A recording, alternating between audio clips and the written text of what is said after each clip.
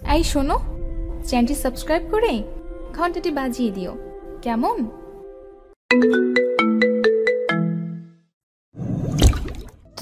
তুমি আমার দিকে এমন করে এগোচ্ছ কেন? বর বউয়ের দিকে কেন এগোয় জানেন না আপনি? জানি, কিন্তু তুমি কি করতে চাইছো বলো? কারণ আমি আপনাকে আদর করতে চাই। আমার আদর চাই এখন। আমি তোমাকে বর হিসেবে মানি না। প্লিজ তুমি আমার কাছে এসো না, তোমাকে দেখে আমার ভয় লাগছে। আদর করলে তো ভয় একটু লাগবেই। আজকে যদি আদর করি পরে আর ভয় লাগবে না। কাছে আসেন না ভাবি। ঈশান, আমি তোমার ভাবি হই, প্লিজ এরকম কিছু করো না, তাহলে আমার অনেক ভয় লাগবে। আমি তোমাকে অনেক বিশ্বাস করি, প্লিজ আমার সাথে এমন কিছু করো না। ভাবি হতেন, কিন্তু এখন আপনি আমার বউ। তাছাড়া আমি আপনাকে বউ হিসেবে মানি, তাহলে ভাবি হিসেবে মানবো কেন? আর আপনি কি আমাকে বিয়ে করেছেন দেবর বলার জন্য? হ্যাঁ। আমি তোমাকে বর হিসেবে মানি না। তুমি একদম আমার সাথে উল্টাপাল্টা কিছু করবে না, তাহলে আমি সত্যি এখন চিৎকার করব আর কান্না করে দিব, বলবো তুমি আমার সাথে উল্টাপাল্টা কিছু করেছো। আপনার যা বলার আপনি বলতে পারেন, তাতে আমার কিচ্ছু যায় আসে না। এখন আপনি আমার বউ, আপনাকে আমি আদর করতে পারি। আর আপনি চিৎকার করলে তাতে কেউ আসবে না। সবাই ভাববে আপনি ব্যথা পাচ্ছেন, ওই জন্য চিৎকার করছেন। আচ্ছা ভাইয়া, কি আপনাকে আদর করেনি? নাকি যে আপনি ব্যথা পাবেন? আর নাকি আপনি এখনও ভার্জিন আছেন? আমার তো মনে হয় না। তার উপর আপনার যে সুন্দর ফিগার আর যে হট দেখতে আপনি, বিয়ের আগে তো আপনার বয়ফ্রেন্ডের সাথেই সব হয়ে যাওয়ার কথা। ছি ঈশান, তুমি সব কি বলছো? তুমি এগুলো বলতে পারলে আমাকে? আমি না তোমার ভাবি হই? তুমি এগুলো আমাকে নিয়ে কি করে চিন্তা করতে পারো? প্লিজ। আপনি আমাকে যা ভাবার ভাবতে পারেন, তাছাড়া আপনি তো দেখতে সত্যি অনেক হট। তাছাড়া ভাইয়ার সাথে আপনার কিছু না হলেও আপনার তো বয়ফ্রেন্ড ছিল, তাই না? তাহলে তার সাথে কিছু হয়নি? তুমি আমাকে, আমি না তোমার ভাবি হই? তুমি এগুলো আমাকে নিয়ে কি করে চিন্তা করতে পারো? দেখেন, আপনি আমাকে যতই ভাবি বলে এড়িয়ে যাওয়ার চেষ্টা করেন, আমাকে দেবর সাজিয়ে দূরে সরিয়ে দেওয়ার চেষ্টা করেন, এখন তো আমি আপনার বর। তাহলে আপনি আমার থেকে দূরে সরে যাবেন কেন? আমি তো আপনাকে ভালোবাসি। এখন আপনি থেকে আদর পেতে চাই। তাহলে আপনি আমাকে আদর করতে দিবেন না কেন? নাকি আমি দেখতে খারাপ ভাবি বলেন? আপনি তো বলতেন যে বিয়েটা করে নেবেন, তাহলে এখন আপনি আমাকে মানতে চাইছেন না কেন? নাকি আমি কোনো বাজে কাজ করেছি যার জন্য আপনি আমাকে এমন করে দূরে সরিয়ে দিতে চাইছেন? ঈশান, আমি তোমার চিন্তা ভাবনা দেখে অবাক হয়ে যাচ্ছি। একে তো তুমি আমাকে নিয়ে এরকম বাজে চিন্তা ভাবনা ঘোষণা করো, তারপর এমন করে তুমি ছাতলামি করতেছো। তুমি কি খেয়েছো আমাকে একটু বলবে?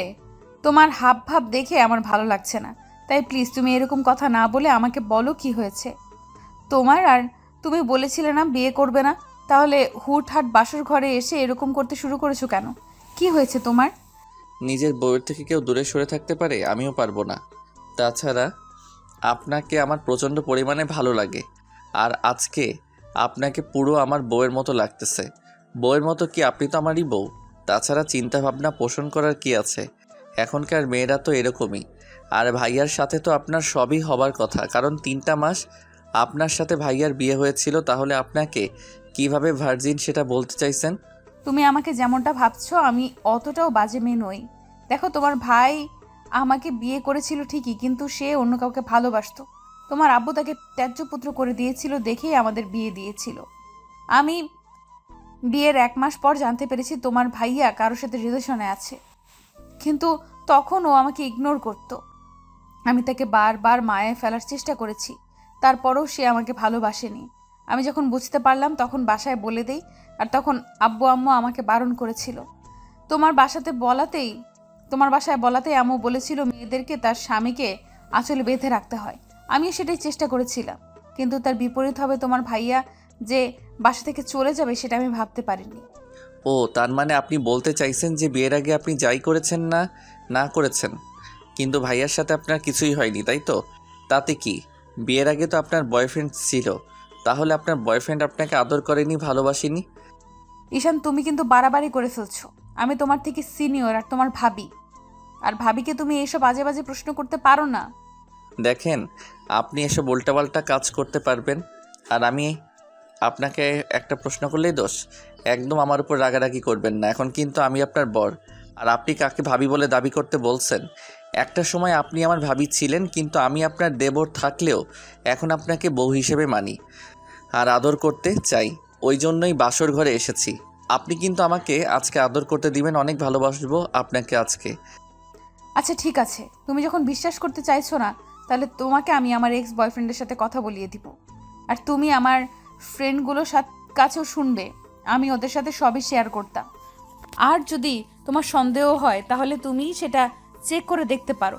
তাছাড়া আমার কোনো ইন্টেনশন ছিল না বিয়ের আগে কারোর সাথে এমন কিছু করার। আমার বয়ফ্রেন্ড আমাকে অনেকবার বলেছিল, তাই আমি ওর সাথে ব্রেকআপ করে দিয়েছি। আর এখন তুমি যে আমাকে এমন করে সন্দেহ করবে, আমি সেটা ভাবতেই পারিনি। তুমি আজকে যাকে বিয়ে করেছো না, সে এখনো পিওর ভার্জিন আছে। তুমি সেটা বিশ্বাস করো বা না করো। তাহলে তো হয়েই গেল। আমি যেমন বউটা চাইছিলাম তেমনটাই পেয়েছি। তারপরও ভয় পেয়ে গেছিলাম যে ভাইয়া তো আপনার সাথে সব করে নিয়েছে, কিন্তু আমার বিশ্বাস হচ্ছিল না যে ভাইয়া আপনার সাথে কিছু করতে পারে। কারণ ওই মেয়েটার সাথে ভাইয়ার বিয়ের আগে সব কিছু হয়ে গেছিল, সেটা আমি কয়েকটা দিন আগেই জানতে পারলাম। আর ওই মেয়েটা এখন প্রেগনেন্ট ভাইয়া, ওকে নিয়ে দেশের বাইরে চলে গেছে। যাওয়ার আগে আমার সাথে কথা হয়েছিল, ভাইয়া বলেছিল আব্বু আম্মুকে বোঝাতে, আর না হলে আপনাকে বিয়ে করে নিতে। আমি মানতে পারতেছিলাম না, ভাইয়ার উপর অনেকটা রাগ করেছিলাম। ভাইয়া আমাকে অনেক রিকোয়েস্ট করেছিল, কারণ ওই মেয়েটা নাকি সুইসাইড করার চেষ্টা করেছিল বলেই ভাইয়া এটা করতে বাধ্য হয়েছে। এখন আপনি যদি আমাকে মেনে না নেন তাহলে আমি আর কি করব বলেন? কি করবে মানে? তুমি আমার থেকে দূরে সরে থাকার চেষ্টা করবে, আমার থেকে অনেক দূরে যাবে। আমি তোমাকে কখনোই বর হিসেবে মানবো না, তোমাকে ভালোবাসতে পারবো না। পাগল নাকি পাইজামা যে আমি আমার বউকে ছেড়ে দূরে থাকবো? কখনো না। 22টা বছর দেরি করে বউ পেয়েছি, তার উপর বউকে দূরে সরিয়ে রাখবো কখনো? কেন? আমি তো প্রথমে আপনাকে মানতে চাইছিলাম না, কিন্তু আব্বু আম্মুকে অনেক বুঝিয়েছি। আমার বোনটা আমাকে অনেক বুঝিয়েছে, বলেছে বউকে আদর করতে হয়, ভালোবাসতে হয়, তাহলে সে লাইনে আসবে। দেখেন আপনি যেমনই হন, আমি আপনাকে বিয়ে করেছি ভালোবাসার জন্য, তাই প্লিজ আমাকে দূরে সরিয়ে দিবেন না। কিন্তু ঈশান, আমি তোমাকে ভালোবাসতে পারবো না, তুমি খুব ভালো করেই জানো। তোমার ভাইয়ার সাথে আমার বিয়ে হয়েছিল, আর যে ছেলেটাকে আমি নিজের ছোট ভাইয়ের মতো ভেবে এসেছি, তাকে কি করে নিজের স্বামীর জায়গাটা দিব বলো? তুমি এত সহজে পাল্টে খেলে কি করে? তুমি না বলতে যে তুমি আমাকে বিয়ে করবে না? তাহলে এখন আবার এরকমভাবে উল্টাপাল্টা কথা বলছো কেন? তুমি কি খেয়ে এসেছো সেটা বলো তো। আপনার যা ভাবার আপনি ভাবতে পারেন। আমি আজকে আপনার প্রেমে পাগল হয়ে গেছি, প্রেমে মাতাল হয়ে গেছি। আপনার আদর আমার চাই, আপনাকে আমি কাছে পেতে চাই, অনেক বেশি ভালোবাসতে চাই। প্লিজ আমাকে আটকাবেন না, না হলে আমাকে জোর করে সবটা করতে হবে। আর আটকাবেন কি? আজকে আপনি চাইলেও আমাকে আটকাতে পারবেন না, তাহলে সেটা আপনার জন্য খুব খারাপ হবে। আমি জোর করে আপনাকে আদর করব, ভালোবাসবো। তুমি আমার সাথে এমনটা করতে পারো না, আমি তোমাকে খুব ভালো ছেলে বলে জানি। আর তুমি যদি এমনটা করো, তোমার উপর যতটুকু বিশ্বাস আমার আছে, তাহলে সেইটুকুও বিশ্বাস হারিয়ে যাবে। আমি তো এটাই বুঝতে পারছি না যে আপনার আমার উপর থেকে বিশ্বাসটা হারিয়ে যাবে কেন। আমি না এখন আপনার স্বামী, আমি আপনাকে আদর করতেই পারি। তাছাড়া আমি তো আপনাকে ভালোবেসে ফেলছি। আপনি জানেন না, আপনাকে প্রচণ্ড পরিমাণে আমার কাছে পেতে ইচ্ছে করে। প্লিজ একটু কাছে আসেন না, এভাবে আটকে দিয়েন না আমাকে। তোমাকে আর কত বোঝাতে হবে যে আমি এটা করতে পারবো না? তুমি খুব ভালো করেই জানো যে আমি তোমাকে ছোট ভাইয়ের মতো দেখি। আমাদের মাঝে দেবর ভাবির সম্পর্ক, তোমার আমার মাঝে। তাহলে তুমি কি করে বলতে পারছো এরকম কথা? তুমি কেন বুঝতে চাইছো না যে আমি তোমাকে কখনোই স্বামীর অধিকারটা দিতে পারবো না? তুমি শুধু শুধু পাগলামি করে আমাকে বিয়েটা করলে। তোমাকে আমি বোঝাতেই পারলাম না, এটা সম্ভব না ঈশান। বারবার এসব কথা বলে আমাকে রাগিয়ে দিয়েন না প্লিজ। তারপর উল্টাপাল্টা কিছু একটা করে ফেললে তখন কিন্তু আপনারই খারাপ লাগবে। সেটা কি খুব বেশি ভালো হবে বলেন? আমি জানি আপনার কোথাও কোনো রিলেশন ছিল না, তাহলে কেন আমাকে স্বামী হিসেবে মেনে নিতে পারবেন না বলেন? কি সমস্যা আপনার আমাকে মেনে নিতে? বললাম তো, তোমার আমার মাঝে দেবর ভাবের সম্পর্ক ছিল, তাহলে কি করে মেনে নেব তোমাকে? আমি তো বলেই দিলাম এইসব মেনে নেওয়া সম্ভব না। তারপরও তুমি কেন বুঝতে চাইছো না? তুমি বুঝতে পারছো না আমি তোমাকে ভালোবাসতে পারবো না, আর না তোমাকে নিজের সাথে মিশিয়ে নিতে পারবো। শুধু শুধু তুমি এই বিয়েটা করলে আর আমাকে এরকম একটা বাজে পরিস্থিতির মুখে ফেললে। তার মানে আপনি আমাকে কাছে পেতে চান না? আচ্ছা, ভাইয়ার মতো আমিও যদি আপনার থেকে হারিয়ে যাই তাহলে তখন কি করবেন আপনি? ঈশানের মুখে এমন কথা শুনে আদ্রিতা অসহায়ভাবে ওর মুখের দিকে তাকিয়ে রইল। আদ্রিতার মুখটা নিমেষের মধ্যে কালো হয়ে গেছে। ঈশান বুঝতে পারলো আদ্রিতার ভেতরে একটা খারাপ লাগে কাজ করছে। এমনিতেই প্রথমবার ভাইয়াকে বিয়ে করার পর যখন ওর ভাইয়া ওদেরকে ছেড়ে চলে গেছে, তখন আদ্রিতা অনেকটা আপসেট ছিল, অনেক কান্নাকাটি করেছিল। আদ্রিতার মুখটা কালো দেখে ঈশান বলতে লাগলো, সামান্য একটু কথাটা সহ্য করতে পারলেন না? তাহলে যদি সবসময় এরকম ইগনোর করে দূরে সরিয়ে দেন, তখন আমিও আপনার থেকে দূরে সরে যাব। যদি ভাইয়ার মতো অন্য কারোর প্রতি আসক্ত হয়ে পড়ি, সেটা মেনে নিতে পারবেন না। কখনো আমাকে কাছে পাবেন না, তখন না শত চাইলেও আমাকে নিজের করে পাবেন না। ভালোবাসাটাকে আগলে রাখতে হয়, সেটা কি আপনি জানেন না? তাহলে ন্যাকামিটা করেন কেন? আদ্রিতা মাথা নিচু করে রইল। ঈশান তুলতে তুলতে একটা জায়গায় গিয়ে বসে পড়লো আর বলল, সত্যি করে একটা কথা বলেন তো, আমার কি দোষ ছিল এতে? আমার কি ইচ্ছা করে না নিজের বউকে ভালোবেসে কাছে টেনে নিতে, তাকে আদর করতে? নাকি তাকে কাছে পাওয়ার কোনো অধিকার আমার নেই বলেন? ঈশান আমি জানি আমার দোষ এটাই যে আমি আপনার জুনিয়র, আপনার দেবর ছিলাম। আপনার থেকে আমার মাত্র 3টা বছরের ডিফারেন্স। তাহলে কেন আপনি আমাকে ভালোবাসতে পারবেন না? কি এমন অন্যায় করেছি আমি যার জন্য আপনি আমাকে স্বামীর অধিকার দিতে পারবেন না? আচ্ছা, আপনার তো সময় নিলে পারেন, তারপরও আপনি সেটা করতে চাইছেন না। কি এমন সমস্যা আমার মধ্যে? আমি দেখতে খারাপ, বাজে ছেলে, যার জন্য আপনি আমাকে ভালোবাসতে পারবেন না? তাহলে বিয়ে করেছিলেন কেন? আমার কি কোনো ইচ্ছা স্বপ্ন থাকতে পারে না? 22টা বছর ধরে নিজের মধ্যে ভালোবাসাটাকে জমিয়ে রেখেছি। কখনো কাউকে ভালোবাসিনি, শুধু বউকে ভালোবাসবো বলে।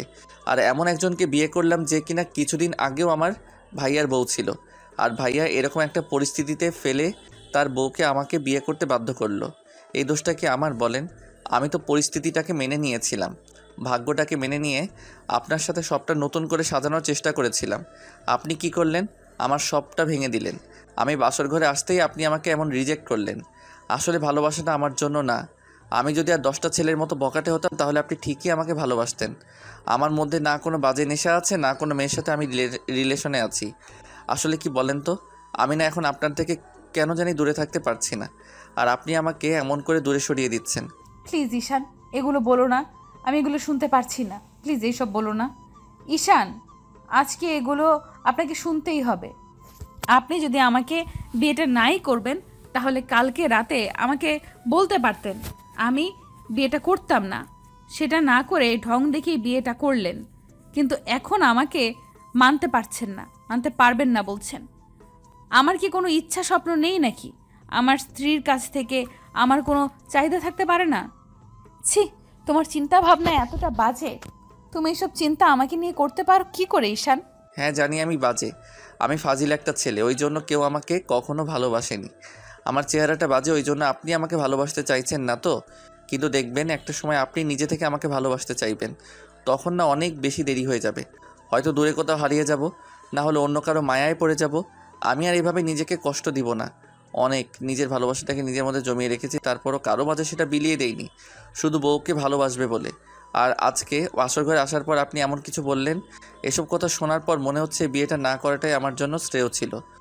ঈশানের এরকম দ্বারা কথা শুনে আদ্রিতা ফ্যাল ফ্যাল করে ওর মুখের দিকে তাকিয়ে রইল। আদ্রিতা বুঝতে পারছে ঈশান ওর কথাগুলো শোনার পর কতটা কষ্ট পেয়েছে, যার জন্য এসব কথা বারবার বলেই যাচ্ছে। ঈশান জানে আদ্রিতা এত সহজে ওকে কাছে আসতে দেবে না, না ওকে আদর করতে দেবে, যার জন্য ঈশানের প্রচন্ড পরিমাণে রাগও হচ্ছিল। তার উপর ঈশান এরকম একটা নেশার ওষুধ খেয়েছে, যার জন্য ওর ভেতর খুব উত্তেজনা কাজ করছে। ঈশান একটা নেশার দৃষ্টিতে আদ্রিতার দিকে তাকিয়ে আছে, আর যদি ওকে বারণ করে চলেছে। তাই ঈশান বেশ কিছুক্ষণ ওর দিকে তাকিয়ে রইল। তারপর একটা সময় ওরা অনেকটা কাছে চলে গেল। আদ্রিতা পেছাতে পেছাতে দেয়ালের সাথে ঠেকে গেল। ঈশান আদ্রিতাকে জোর করে কাছে টেনে নেয়। আদ্রিতা একদম ভয় পেয়ে চুপসে গেছে। ঈশান আলতো করে ওর ঠোঁটের উপর আঙ্গুল দিয়ে স্লাইড করে বলল, কোনো কথা নাই, আজকে রাতে শুধু আমি আর আপনি, আপনি আর আমি দুজন দুজনকে ভালোবাসবো। আপনি তো ভাইয়ার আদর পাননি, আজকে দেখবেন আমি আপনাকে কত ভালোভাবে আদর করে দেই। আপনার ভালো লাগবে, প্লিজ আমাকে আটকাবেন না। আর আমি তো আপনার স্বামী, কি করে আটকাবেন আমাকে? আমি জানি আপনি কখনো আমাকে আটকাবেন না। হ্যাঁ, এটা ঠিক যে মেনে নিতে সমস্যা হবে, তারপর আজকে আদর করে দেখেন, আপনি আমাকে ভালোবাসতে শুরু করবেন। ঈশান প্লিজ আমার সাথে এমন করো না। তুমি জানো আমি তোমার ভাইয়ার বউ ছিলাম, তাহলে তুমি কেন আমার সাথে এমন মিসবিহেভ করছো? তুমি আমাকে একটু সময় দিবে না? প্লিজ এমনটা করো না। আমি জানি তুমি এমনটা কখনোই করবে না। কেন করব না? নিজের বউয়ের সাথে না করলে কার সাথে করব? আর আপনি বারবার ভাইয়ার কথা বলছেন। হ্যাঁ, আপনি তো ভাইয়াকে ভালোবাসতেন না, ভাইয়ার ভালোবাসা পাননি। রিসেন্টলি আপনার ব্রেকআপ হয়েছিল, এই জন্য ভাইয়াকে জোরও করেননি আপনার সাথে কিছু করার জন্য। তাহলে আপনি তো আমাকে ভাইয়ার সাথে ডিভোর্স হয়ে যাওয়ার পরেও আপনি কেন ভালোবাসতে পারবেন না বলেন? ঈশানের কথাগুলোতে আদ্রিতা একদম চুপচাপ হয়ে গেল। ওর বলার মতো আর কিছুই নেই। এবার ঈশান ওর ঠোঁট জোড়া আলতো করে আদ্রিতার কপালে ছোঁয়ালো। আদ্রিতা চোখ জোড়া বন্ধ করে নিল।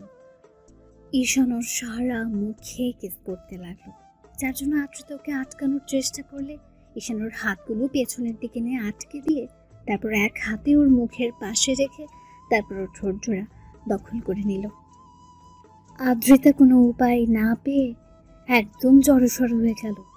আজকে প্রথম কোনো পুরুষের স্পর্শ আদ্রিতার ঠোঁটে পড়ল। ওর শরীরের মধ্যে যেন এক প্রকার কারেন্ট বয়ে গেল। ও একদম পাথরের মতো দাঁড়িয়ে আছে। ঈশানার ঠোঁটে পাগলের মতো কিস করতে শুরু করেছে। আদ্রিতার নিঃশ্বাস ভারী হয়ে আসছে। ও জানতো না এমন করে ঈশান ওকে স্পর্শ করতে শুরু করবে। ঈশানের আব্বু আম্মু আদ্রিতাকে অনেক বুঝিয়েছে আর আদ্রিতাকে বিয়ে করে নিতে বলেছে। আর আদ্রিতা ওর ভাবি হলেও দেখতে অসম্ভব সুন্দরী। তার উপর রিসেন্টলি কয়েকদিন আগে ঈশানের ভাইয়া অন্য একটা মেয়ের সাথে পালিয়ে গেছে। কারণ ঈশানের আব্বু যখন ভাইয়ার সম্পর্ক জানতে পারে ও অন্য কোথাও বিয়ে করেছে আর সেই মেয়েটা এখন প্রেগনেন্ট। মেয়েটা সুইসাইড করার চেষ্টা করেছে। তখন আব্বু ভাইয়াকে তেজ্য পুত্র করে দিতে চাইলে ভাইয়া ওই মেয়েটাকে নিয়ে দেশের বাইরে চলে যায়, যার জন্য ঈশান প্রচন্ড পরিমাণে রেগে যায়। ও এরকম একটা কার্যকাণ্ডে আর শেষ পর্যন্ত সম্মান বাঁচানোর দায়িত্ব পড়ে ঈশানের ঘাড়ে। আর আদ্রিতাকে ঈশানের বিয়ে করতে হয়। ঈশান আর আদ্রিতা দুজনেই বারণ করছিল। তারপর একটা সময় আব্বু অনেক রিকোয়েস্ট করতে আর ঈশানের বোনকে বোঝাতেই ঈশান ভাবে বিয়েটা করে নেবে আব্বুর সম্মান বাঁচাতে। আর রাতে যেন ওদের মাঝে কিছু একটা হয় তার জন্য ঈশানের ছোট বোন প্ল্যান করে ওকে একটা নেশার ওষুধ খাইয়ে দিয়েছিল, যেন আদ্রিতা ওকে ছেড়ে যেতে না পারে। কারণ আদ্রিতা বিয়েতে রাজি ছিল না, শুধু আব্বুর রিকোয়েস্টে রাজি হয়েছিল। ওরা চেয়েছিল ওদের জন্য একটা বেবি চলে আসে, সেটা খুব শীঘ্রই। আদ্রিতা যেন ওদের ছেড়ে যেতে না পারে এজন্য আম্মু আর ঈশানের বোন ওকে দুধ খাওয়ানোর নামে দুধের সাথে মিশিয়ে একটা নেশার ওষুধ খাইয়ে দেয়। ওষুধটার কাজ শুরু করতে আরম্ভ করলে ঈশানের বোন ওকে বাসর ঘরে পাঠিয়ে দেয়। ঈশান বাসর ঘরে এসে দেখে আদ্রিতা বিছানার উপর গোমটা দিয়ে বসে আছে। তারপর যখন উঠে এসে ওকে সালাম করতে যায় তখন ঈশান ওকে উঠিয়ে নেয়। তারপর বুকের সাথে জড়িয়ে ধরতে আদ্রিতা ওকে ছেড়ে দিয়ে কিছুটা দূরে সরে গেল। তখন ঈশান আর আদ্রিতার মাঝে কি কথা হলো সেটা তো আপনারা জানতেই পারলেন। তো ঈশান আদ্রিতার ঠোঁট জোড়া ছেড়ে দিয়ে ওর সারা মুখে কিস করতে লাগলো। তখন আদ্রিতা ওকে সরানোর জন্য বলতে শুরু করলো, ঈশান প্লিজ আমাকে ছেড়ে দাও। তুমি আমার সাথে এমনটা করতে পারো না। অন্তত তুমি তো আমাকে কয়েকটা দিন সময় দিবে, আমাকে একটু মানসিকভাবে প্রস্তুতি নেওয়ার জন্য। তুমি সেটা না করে এরকম করতেছো। প্লিজ আমাকে ছেড়ে দাও। মানসিকভাবে তৈরি হওয়ার জন্য অনেক সময় পাবেন। আজকে আমার আদর করতে ইচ্ছা করছে আপনাকে, আপনাকে কেউ আদর করেনি। আমি আমার ভার্জিন বউটাকে আজকে অনেক আদর করব, পরিপূর্ণতায় ভরিয়ে দেব। প্লিজ আমাকে বাধা দিয়েন না, তাহলে কিন্তু আপনারই কষ্ট হবে। আপনি আমাকে বুকের সাথে জড়িয়ে ধরে রাখেন, আমার সাথে রেসপন্স করেন, দেখেন আপনার ভালো লাগবে। আদ্রিতা কিছু বলে ওঠার আগেই ঈশান ওকে কোলে তুলে নিল, তারপর ব্যাটে শুয়ে দিল। আদ্রিতা কিছু বলার আগেই ঈশান ওর সারা মুখে, নাকে, কানে, গলায় আর ঘাড়ে কিস করতে লাগলো। আর আদ্রিতা ভাবছে এই পাগলটাকে এখন কি করে শান্ত করবে, হয়তো পারবে না। আর এখন ঈশান ওর স্বামী, তাই চাইলে ওকে আটকানো সম্ভব না। আর আদ্রিতা ঈশানের শরীরের উত্তাপে বুঝতে পারছিল ও হয়তো নেশা করে এসেছে, না হলে যে ছেলেটা ওর সাথে ভালোভাবে কথাই বলতে পারতো না সেই ছেলেটাই আজকে ওকে এমন করে স্পর্শ করছে। ঈশান পুরো মাতাল মাতাল হয়ে আছে। আর আদ্রিতা যদি এখন ওকে আটকানোর চেষ্টা করে তাহলে হয়তো প্রচন্ড পরিমাণে রেগে যাবে, তাহলে ঈশান ওর সাথে সবটাই করতে পারে। তাই আদ্রিতা চুপ করে রইল। ঈশানও সুযোগ পেয়ে আদ্রিতাকে আদরের মাত্রা বাড়িয়ে দিল। আদ্রিতার নিঃশ্বাসটা ভারী হয়ে আসছে, ওর বুকটা ক্রমশ ওঠানামা করছিল। আদ্রিতার গরম নিঃশ্বাসের শব্দ ঈশান বুঝতে পারছিল প্রচন্ড পরিমাণে উত্তেজিত হয়ে গেছে। তার উপর প্রথম কোনো পুরুষ ওকে স্পর্শ করছে। ঈশান আদর করতে করতে নিচের দিকে নামতে লাগলো। তারপর হুটহাট করে আদ্রিতার বুকের উপর থেকে শাড়ির আঁচলটা সরিয়ে দিতে ও চোখ জোড়া বন্ধ করে নিল। ঈশান ওর সাথে সাথে আদ্রিতার বুকের উপর ডিপলি কয়েকটা কিস করে দিল। ঈশানের স্পর্শে আদ্রিতার মধ্যে অজানা এক শিহরণ বয়ে গেল। ও প্রচন্ড পরিমাণে কেঁপে উঠল। আদ্রিতা আর থাকতে না পেরে ঈশানকে বুকের সাথে খুব শক্ত করে চেপে ধরল। আদ্রিতা থেকে প্রথম কোনো রেসপন্স পেয়ে ঈশানও বুঝতে পেল এখন আর আদ্রিতা চাইলে ওকে বাধা দিতে পারবে না।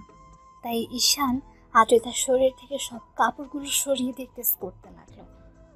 ঈশানের প্রতিটা স্পর্শে আদ্রিতা কেঁপে কেঁপে উঠছিল আর দুই হাতে ঈশানের চুলগুলো আঁকড়ে ধরছিল। ও অনেকটা উত্তেজিত হয়ে গিয়েছে। এমন পাগল করার স্পর্শগুলো আদ্রিতা সহ্য করতে না পেরে দাঁত দিয়ে ঠোঁট জোড়া কামড়ে ধরল। আদ্রিতা রেসপন্স না করলে ঈশানকে আর আটকানোর চেষ্টা করছে না। ঈশান পুরো উত্তেজিত হয়ে গেছে। তারপর একটা সময় নিজের শরীর থেকে সবটা খুলে ফেলল। তারপর আদ্রিতাকে আবার আদর করতে শুরু করলো। ঈশানের আদরের মাত্রাটা আস্তে আস্তে দ্বিগুণ হয়ে যাচ্ছে। আদ্রিতা থাকতে না পেরে রেসপন্স দিতে আরম্ভ করলো। তো একটা সময় ঈশান কিস করতে করতে আদ্রিতার নাভির নিচ অব্দি চলে আসে। তারপর নাভি থেকে বেশ কিছুক্ষণ তাকিয়ে রইল। আদ্রিতার কিউটের হট নাভিটা ঈশানকে আরো উত্তেজিত করে দিচ্ছিল। ঈশানের স্পর্শ না পেয়ে আদ্রিতা চোখ খুলল। ঈশান ট্যাপ ট্যাপ করে নাভিটার দিকে তাকিয়ে আছে। এবার ঈশান আদ্রিতার মুখের দিকে তাকালো। তখনও বলল, কি দেখো এমন করে? আপনার নাভিটা না অনেক কিউট আর হট, আর নাভির পাশের তিলটা না এত বেশি হট লাগছে যার জন্য আদর করে ভরিয়ে দিতে ইচ্ছে হচ্ছে। আদ্রিতা উত্তেজনার ঘরেও ঈশানের কথাতে লজ্জা পেয়ে পুরো লাল হয়ে গেল। ও কিছু বুঝে ওঠার আগে ঈশান নাভিতে নাক ডুবিয়ে দিল। আদ্রিতা এবার ঘন ঘন নিঃশ্বাস ফেলতে লাগলো। ও বারবার ঈশানের চুলগুলো শক্ত করে দুই হাতে খামছে ধরল। পুরো রুমটা জুড়ে শুধু দুজনের নিঃশ্বাসের শব্দটাই ভেসে বেড়াচ্ছে। ঈশান আদ্রিতার নাভিতে কয়েকটা টিপলি কেস করলো আর সাথে অসংখ্য লাভ বাইট দিল। তাতেই আদ্রিতা ঈশানকে আরো শক্ত করে ওর নাভির সাথে চেপে ধরল। তারপর ঈশানও আর দেরি না করে আদ্রিতাকে ভালোবাসার গভীর স্পর্শ দিতে লাগলো। ওর প্রথম স্পর্শটা পেতে আদ্রিতা একদম শিউরে উঠলো আর ওকে শক্ত করে আঁকড়ে ধরলো। আদ্রিতার নখগুলো ঈশানের পিঠে বসে যাচ্ছে। ওদিকে ওর কোনো খেয়ালই নেই। ঈশান শুধু ওকে স্পর্শের উপর স্পর্শ দিয়ে যাচ্ছে আর পুরো রুমটা জুড়ে শুধু দুষ্টু মিষ্টি কিছু শব্দ ভেসে বেড়াতে লাগলো। আর আদ্রিতা না চাইতে ওর দেবর জুনিয়র মাতাল বরটাকে নিজের বুকের সাথে জড়িয়ে নিল। তারপর একটা সময় ঈশান ক্লান্ত হয়ে আদ্রিতার বুকেই মাথা দিয়ে ওকে জড়িয়ে ধরে ঘুমিয়ে পড়লো। আদ্রিতা কেমন যেন ওর মুখের দিকে তাকিয়ে রইল। তারপর দুজনের উন্মুক্ত শরীরের দিকে তাকিয়ে কোনো রকম একটা চাদর টেনে দিয়ে ঈশানকে ওইভাবে জড়িয়ে ধরে রেখে ওর চুলের মধ্যে এক হাত দিয়ে খেলা করতে লাগলো আর চোখের জল ফেলতে লাগলো। আদ্রিতা ভাবতেও পারেনি আজকে ও লাইফে এমন কিছু ঘটে যাবে। ভেবেছিল ঈশান হয়তো ওর কথাটা মানবে, কিন্তু ঈশান নেশা করে এসেছে সেটা ও জানতো না। আর তারপর ওর সাথে এমন কিছু করবে সেটা ধারণারও বাইরে ছিল। আদ্রিতা সারাটা রাত আর ঈশানকে সরানোর চেষ্টা করছিল না। ওর মনে শুধু একটু আগে ঈশানের বলা কথাগুলো মনে পড়ছিল। ভাবছিল, ঈশান তো ঠিকই বলেছে, ও তো এখন আমার স্বামী। আমি চাই বা না চাই ওকে আমার মেনে নিতেই হবে। আজকে হোক কালকে হোক, ও তো আমাকে ভালোবাসবেই। তাছাড়া ও আমার থেকে ওর এইটুকু ডিজার্ভ থাকতেই পারে, এটা সাধারণ বিষয়। তাহলে আমি কেন ওকে এরকম রিয়্যাক্ট করছি? এই জন্যই কি ওকে মেনে নিতে পারছি না? কারণ ও আমার দেবর ছিল, আমার বরের ছোট ভাই ছিল। কিন্তু এখন তো ওই মানুষটার সাথে আমার কোনো সম্পর্ক নেই। যে আমাকে ঠকিয়েছে তার জন্য আমি অন্যের ভালোবাসাটা কেন নষ্ট করব?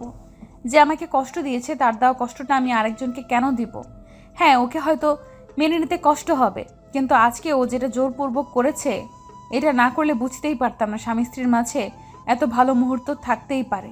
তাছাড়া একটা স্বামী তার বউকে এরকম করে ভালোবাসতে পারে। আর যখন আমার কাছে আসলো তখন এত বেশি অস্বস্তি লাগছিল, তাহলে এখন এরকমটা হচ্ছে কেন? ও আমার বুকে শুয়ে আছে, তারপরেও তো আমি ওকে সরিয়ে দিচ্ছি না। তাহলে কি আমি ওকে ভালোবাসতে পারবো? আচ্ছা, যখন আমাকে আদর করছিল তখন তো আমি ওকে সরিয়ে দিতে পারলাম না। কি করব? আমি তো কিছুই বুঝতে পারছি না। ওকে ভালোবাসতে পারবো নাকি দূরে সরিয়ে দিব? তাছাড়া ও এখন আমার স্বামী, আমি কি করে ওকে দূরে সরিয়ে দিব? তার উপর আব্বু আম্মু আমাকে এত বেশি ভালোবাসে, নিজের মেয়ে ভাবে। আমি কি করে ওকে কষ্ট দিব? যার জন্য এরকম একটা পরিস্থিতিতে ওই বাড়িতে আবারও দ্বিতীয়বার বউ করে এনেছে। তাহলে কেন আমি ওকে মেনে নিতে পারবো না? এত ভালোবাসা যারা আমাকে দিয়েছে তাদের ছেলেকে আমি কি করে কষ্ট দিব? আদ্রিতা এরকম করে ভাবছিল, ওর চোখ দিয়ে পানি পড়ছে। ভাবতে ভাবতে অনেকটা রাত গভীর হয়ে যায় আর আদ্রিতা ঈশানকে বুকে নিয়ে ঘুমিয়ে পড়ে। পরদিন জানালার গ্লাস ভেদ করে ভোরের মিষ্টি রোদের আলো এসে আদ্রিতার মুখে পড়ল। আদ্রিতার ঘুমটা ভেঙে গেল। ও চোখ জোড়া খুলতেই বুকের উপর কিছু ভারী একটা অনুভব করলো। দেখলো ওকে খুব শক্ত করে জড়িয়ে ধরে রেখেছে, আর বাচ্চাদের মতো ওর বুকে মুখ গুজে আছে। আদ্রিতার মুখে আপনা আপনি একটা হাসি ফুটে উঠলো। আবার পরক্ষণে কালকে রাতের কথা ভাবতেই ওর হাসি মাখা মুখটা লজ্জা একদম লাল হয়ে গেল। খেয়াল করলো ঈশান ওকে এত শক্ত করে জড়িয়ে ধরে রেখেছে, যার জন্য মনে হচ্ছে ওর বুকের মধ্যে ঢুকে যাবে। আদ্রিতা কিছুক্ষণ ওর মুখের দিকে তাকিয়ে রইল। আদ্রিতা বারবার কালকের রাতের কথা ভেবে লজ্জায় পুরো লাল হয়ে যাচ্ছিল, কারণ কালকে রাতে ঈশান ওকে এত বেশি আদর করেছে যেটা আদ্রিতার কল্পনাতেও ছিল না। ঈশান ওকে এত বেশি গভীরভাবে স্পর্শ করেছিল যে মুহূর্তটাকে আদ্রিতা কখনোই ভুলতে পারবে না। আদ্রিতা খেয়াল করলো ঈশানের পুরো মুখে আর সারা শরীরে লিপস্টিকের অসংখ্য ছাপ, যেটা দেখে ওর বুঝতে বাকি রইল না কালকে রাতে কি একটা কাজ করে ফেলেছে। সাথে সাথে ওর মুখটা লজ্জায় লাল হয়ে যাচ্ছে। এবার আদ্রিতা নিজে নিজেই বলতে আরম্ভ করলো, ইস, এগুলো কখন করলাম? এগুলো যদি এই পিচ্চিটা দেখে তাহলে তো পুরো লজ্জায় ফেলে দিবে। ও তো প্রশ্নের উপর প্রশ্ন করেই চলবে, বলবে আমি ওকে ভালোবাসি না, তাহলে ও আমাকে স্পর্শ করলে তখন ওকে আটকে দিলাম না কেন? এসব বলে বলে তো পিচ্চিটা আমাকে লজ্জায় পুরো শেষ করে দিবে। কি করে পারলাম আমি এমন একটা কাজ করতে? আদ্রিতা কথাগুলো ভাবছে আর লজ্জা মাখা হাসি দিচ্ছে। আবার পরক্ষণে ওদের কয়েকদিন আগেরকার সম্পর্ক কথাটা ভেবে মুখটা কালো হয়ে গেল। আর কালকে রাতে ঈশান যে ওকে জোরপূর্বক কাছে টেনে নিয়েছে সেটা ভেবে আদ্রিতা কিছুক্ষণ চুপ করে রইল। ঈশান ঘুমিয়ে আছে আর আদ্রিতার মনে হলো এখন ফ্রেশ হওয়া দরকার। প্রায় 8টা বেজে যাচ্ছে, কিন্তু পিচ্চিটা ওকে যাচ্ছেই না। তাই আদ্রিতা ঈশানকে একটু ধাক্কা দিয়ে ডাকতে লাগলো, ঈশান, এই ঈশান ওঠো, অনেক বেলা হয়ে গেছে, এখন ছাড়ো আমাকে। আদ্রিতার ডাকাডাকিতে ঈশান তো উঠলোই না, বরং ওকে একটু ধাক্কা দিতে ঈশান চোখ মুখ কুঁচকে ওকে আরো শক্ত করে জড়িয়ে ধরলো। ঈশানের এমন কর্মকাণ্ডে আদ্রিতা এবার ফিক করে হেসে দিল। ঈশানের মুখটা একদম বাচ্চাদের মতো লাগছিল, তার উপর লিপস্টিকের অসংখ্য ছাপে মুখটা পুরো রাজ হয়ে গেছে। আদ্রিতা বারবার ওকে ডাকতে লাগলো। তখন ঈশান বলতে আরম্ভ করলো, আম্মু যাও তো, আমাকে একটু ঘুমাতে দাও না, আমার অনেক ভালো লাগছে এইভাবে ঘুমাতে। এই ফাজিল, আমি তোমার আম্মু না, তোমার ভাবি। ছাড়ো আমাকে, তুমি ঘুমাও, আমাকে তো অন্তত যেতে দাও। ঈশান আর কোনো কথা বললো না, তাই আদ্রিতা ওকে জোর করে ছাড়িয়ে নিল। তখন ঈশান কিছু একটা খুঁজতে লাগলো। আদ্রিতা কোলবালিশটাকে এগিয়ে দিলে ঈশান কোলবালিশটা জড়িয়ে ধরলো। আদ্রিতা বিছানা ছাড়তেই বুঝতে পারলো শরীরে কিছু নেই, তাই কোনোরকম একটা চাদর পেঁচিয়ে তারপর ওয়াশরুমে চলে গেল। আদ্রিতা ওয়াশরুমে গিয়ে কিছুক্ষণ বেসিনের সামনে দাঁড়িয়ে নিজেকে দেখতে লাগলো। আদ্রিতা খেয়াল করলো ওর ঘাড়ে আর গলায় অসংখ্য কামড়ের দাগ, যার জন্য প্রচন্ড লজ্জা লাগছিল। আবার যখনই মনে হচ্ছিল কামড়গুলোর জুনিয়র বরটা দিয়েছে, দুদিন আগেও যে ওকে ভাবি বলে ডেকেছে, আর কালকে রাতে সে জুনিয়র দেবতে ওকে এত বেশি ভালোবেসেছে। ঈশান আদ্রিতার পূর্বের সম্পর্কের কথাটা মনে হতেই ওর মুখটা কালো হয়ে গেল। আদ্রিতা একটা দোটানার মধ্যে আছে। একবার মনে হচ্ছিল ঈশানকে মেনে নিতে পারবে, আবার পরক্ষণে মনে হয়েছিল হয়তো মানতে পারবে না। আদ্রিতা শাওয়ার নিচ্ছে আর ভাবছে, আচ্ছা ঈশান, এখন থেকে রোজ এমন করে আদর দিবে, নাকি কালকে নেশার ঘরে আসছিল বলে এরকম একটা কাজ করেছো? আদ্রিতা কথাগুলো ভেবে পুরো পাগল হয়ে যাচ্ছে। শাওয়ার নেওয়া শেষ করে বেরিয়ে আসলো। ঈশান এখনো ঘুমাচ্ছে। আদ্রিতা প্রথমবারের মতো একটা শাড়ি পরে রেডি হয়ে নিল। তারপর নিচে আসতে দেখলো আম্মু আর কাজের লোকটা রান্না করছে। তখন আম্মুর পাশে দাঁড়াতে আম্মু ওর দিকে তাকিয়ে একটু মুচকি এসে বলতে লাগলো, কি হলো মামনি, এত সকালে তুমি রান্নাঘরে আসলে যে? আমি রোজই তো আসি, তাহলে আজকে আর নতুন কি হলো? কিন্তু আজকে এইসব জিজ্ঞেস করছো যে? জিজ্ঞেস করবো না, কালকেই তোমাদের বিয়েটা হলো আর তুমি আজকেই রান্নাঘরে চলে আসছো? আম্মুর কথাতে আদ্রিতার মুখটা কালো হয়ে গেল। মনে পড়ে গেল ঈশানের ভাইয়ের বউ হয়ে প্রথম যেদিন এই বাড়িতে এসেছিল, পরদিন সকালে আজকের মতো রান্না করে আসছিল। আম্মুকে বকা দিয়েছিল। কথাগুলো মনে পড়তে আদ্রিতার মুখটা কালো হয়ে গেল। আম্মু বিষয়টা বুঝতে পেরে আর কিছু বলল না। আদ্রিতা বলতে লাগলো, আমি প্রথম দিন তো এইভাবে রান্নাঘরে এসেছিলাম, তাহলে আজকে আবার নতুন কি হলো? তাছাড়া এমন না যে আমি এই বাসায় নতুন বউ হয়ে আসছি, তাই রান্নাঘরে আসতে পারবো না। মামনি, সেটা ঠিক আছে, কিন্তু কালকেই তো তোমাদের বিয়ে হলো, তুমি এমন করে বলছো কেন? দেখো মামনি, যেভাবেই তোমাদের বিয়েটা হোক, তারপরও সবে মাত্র বিয়েটা হলো, তাই তুমি আমাদের বাড়ির আবারও সেই নতুন বউ, তাই এই রকম ভাবার কোনো কারণই নেই। তুমি রুমে যাও, ঈশানকে ডেকে ওঠাও। ও কি ঘুমাচ্ছে নাকি? উঠেছে? আদ্রিতার বারবার মনে হচ্ছে ঠিক এই কথাগুলো আম্মু প্রথমবার ওর বিয়ের পর বলেছিল, আর আজকেও এমনটা বলেছে। আদ্রিতা বেশ কিছুক্ষণ চুপচাপ থেকে রুমে চলে গেল। ঈশান এখনো ঘুমাচ্ছে। আদ্রিতা ওকে আর ডিস্টার্ব করলো না, গিয়ে সোফায় বসলো আর ঈশানের মুখের দিকে তাকিয়ে রইল। ঈশান বারবার বালিশের এই পাশ ওপাশ করছে। ওর শরীরে কালকে রাতের আদ্রিতা দেওয়া লিপস্টিকের ছাপগুলো এখন স্পষ্ট, যার জন্য আদ্রিতাকে বারবার লজ্জায় পড়তে হচ্ছে। আদ্রিতা একদিনে ওর জুনিয়র বটের মুখের দিকে এতক্ষণ তাকিয়েছিল তার ঠিক নেই। তারপর হুঁশ ফিরতেই বুঝতে পারলো 9টা বেজে গেছে। বুঝতেই পারেনি কখন কতটা সময় পার হয়ে গেছে। এরই মাঝে আম্মুর ডাক পড়লো, ওদের নিজে যেতে বলছে। আদ্রিতা তাড়াহুড়ো করে এসে ঈশানের পাশে বসে ওকে ডাকতে লাগলো। এই ঈশান, ঈশান ওঠো, দেখো কত বেলা হয়ে গেছে। এত বেলা অবধি শুয়ে থাকলে সবাই কি ভাববে বলো? ঈশানের ঘুমটা যেন ভাঙছেই না, তাই আদ্রিতা ওকে একটু জোরে সোরে ধাক্কা দিল। ঈশান তাড়াহুড়ো করে উঠে বসলো। খেয়াল করলো আদ্রিতা ড্যাব ড্যাব করে ওর দিকে তাকিয়ে আছে। ঈশান কিছু বুঝে ওঠার আগে আদ্রিতা বলতে লাগলো,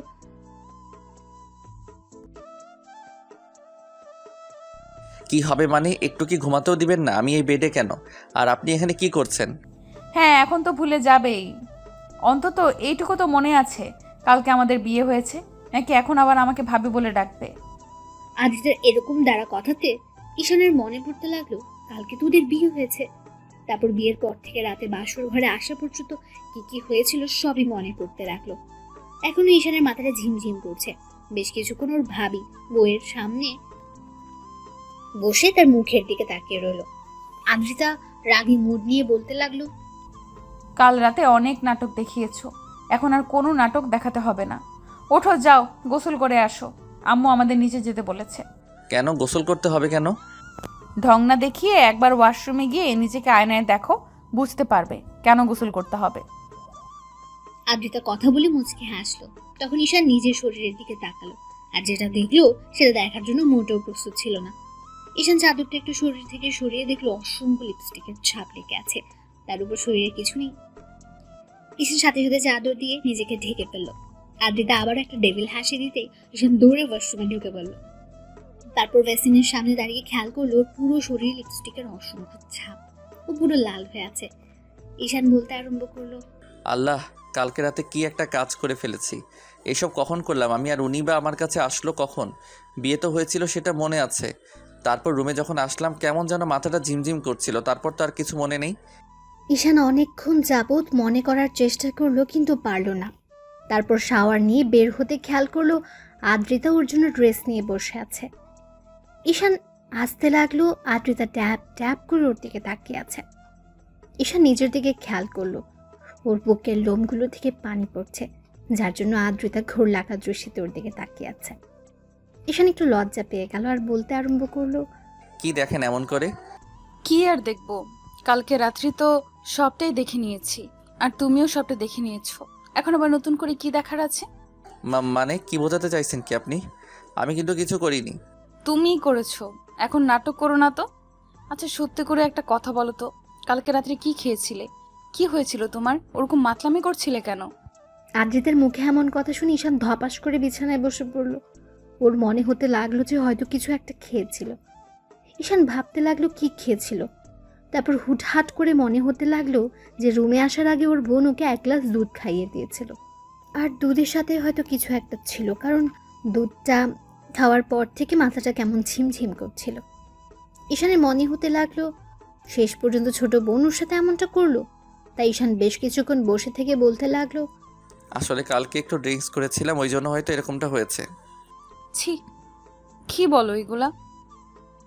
তুমি আবার ছাইপাশ খাওয়া শুরু করেছো কবে থেকে?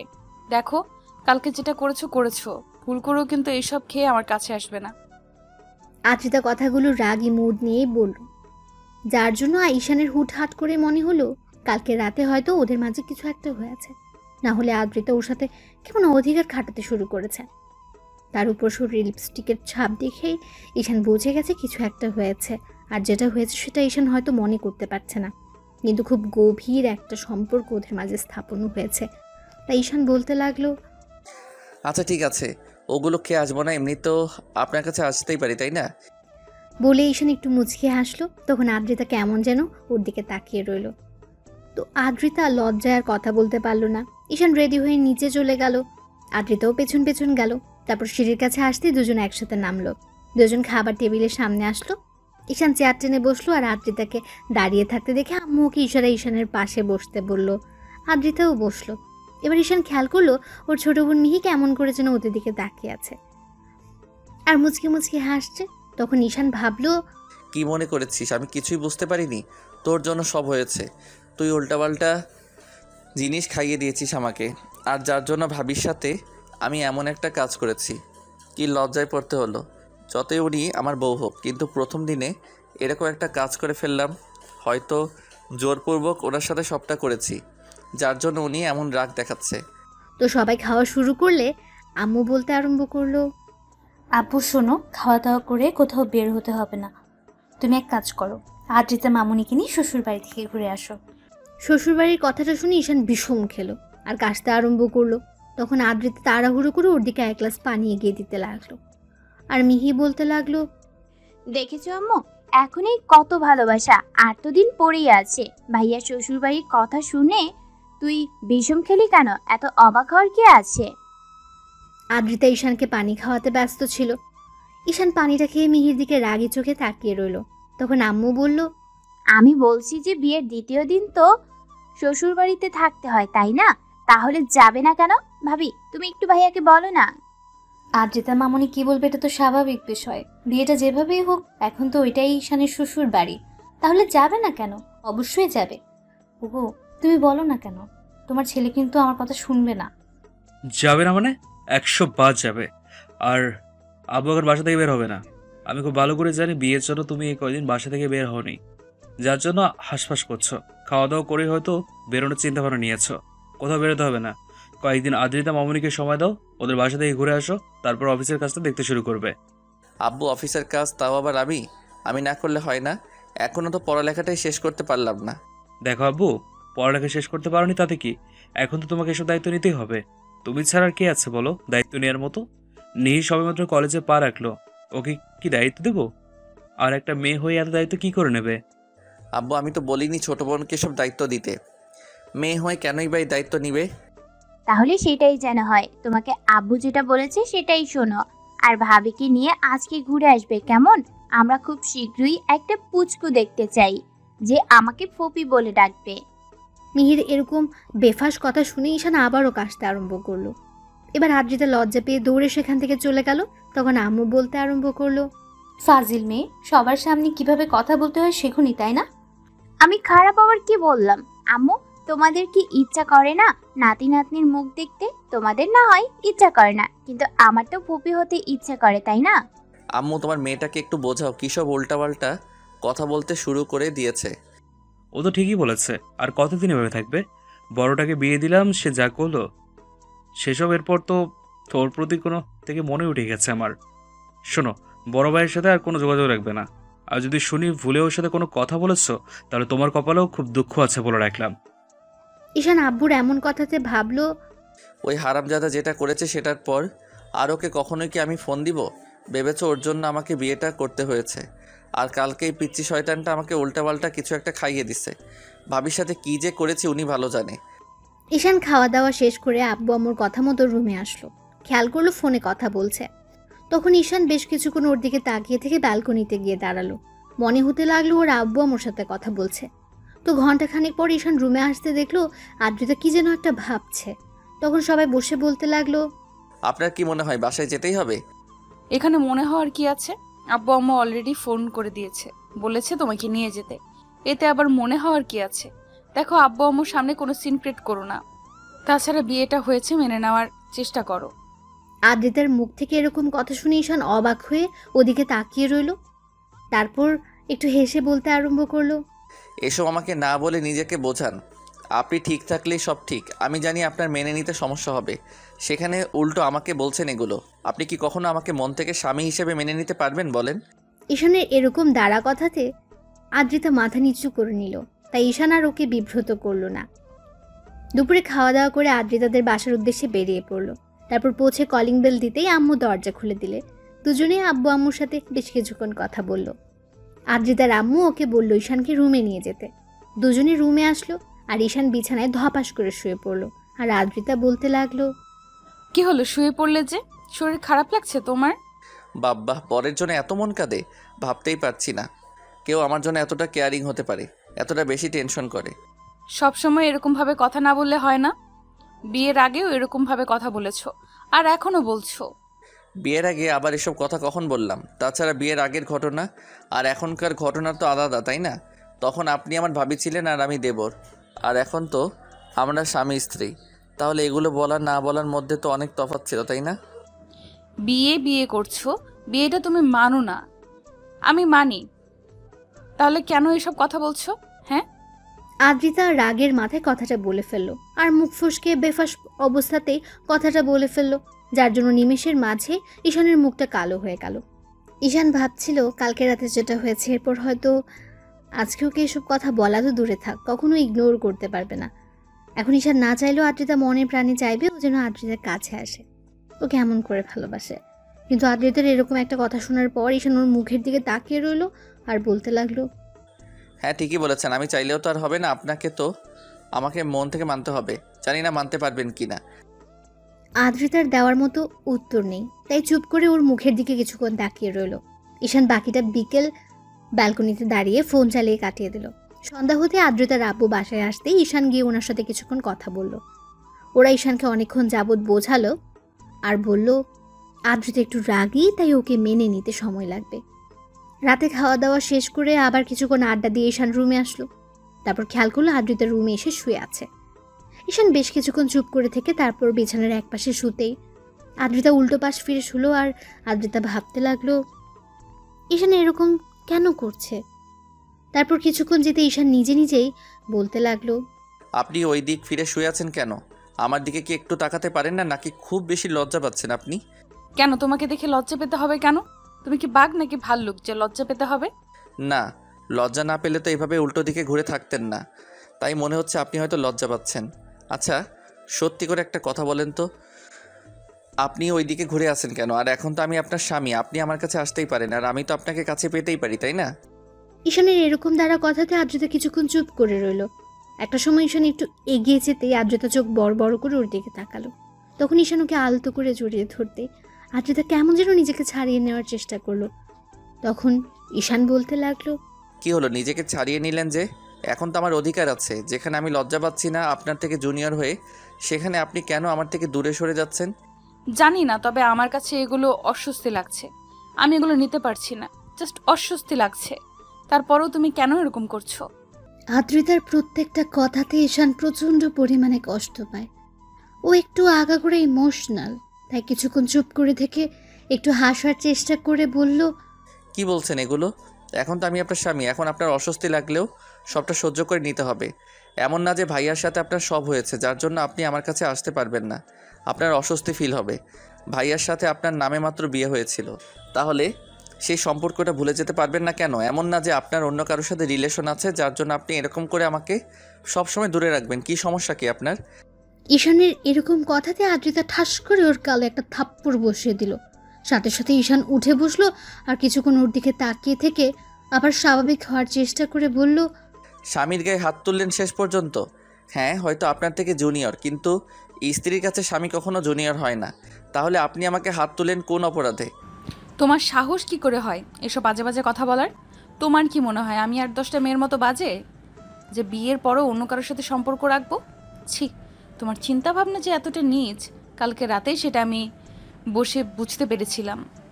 কালকে হয়তো নেশার ঘরে এসব করেছো, কিন্তু আজকে যে সজ্ঞানে এগুলো করবে সেটা আমি ভাবতেও পারিনি। আপনি ভুল বুঝছেন কেন? আমি তো আপনার স্বামী, এসব কথা আমাদের মাঝে হতেই পারে, তাহলে আপনি এটা কেন মেনে নিতে পারছেন না? আচ্ছা, সত্যি করে একটা কথা বলেন তো, আপনি কি বিয়েটা মন থেকে মানতে পারেননি, নাকি আমি আপনার থেকে জুনিয়র বলে আপনি এখন আমাকে মেনে নিতে চাইছেন না? বলেন। ঈশানের কথাতে আদ্রিতার মনে পড়ে গেল কালকে রাতে তো ঈশান এসব কথা বলেছিল। তার উপর কালকে নিজে থেকে ঈশানকে আটকানোর চেষ্টা না করলেও নিজে অনিচ্ছা সত্ত্বেও ওকে নিজের সাথে জড়িয়ে নিয়েছিল। সারা রাত ওকে বুকের সাথে জড়িয়ে নিয়ে ঘুমিয়েছে। তাহলে আজকে একটা দিন যেতে না যেতে ঈশানের সাথে এরকম ব্যবহার করছে। আদ্রিতা ভাবছে ঈশান কি করে এসব বাজে চিন্তা করছে। আদ্রিতা চুপ করে আছে। ঈশান প্রচণ্ড পরিমাণে খারাপ লাগলো।